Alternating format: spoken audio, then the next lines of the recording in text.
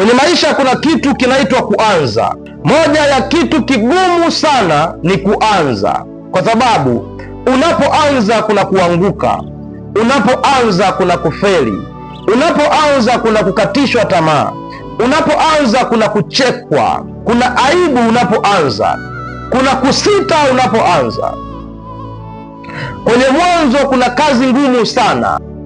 Kuna wakati mwingine unapoanza unajiuliza, je, nitafika? Kwa moja ya vitu vigumu sana, moja ya mahali ambapo unatakiwa kuwa makini sana ni pale unapoanza safari ya aina yoyote.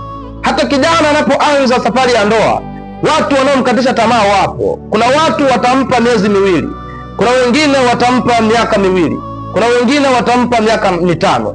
Kwa katika mwanzo kuna kukatishwa tamaa.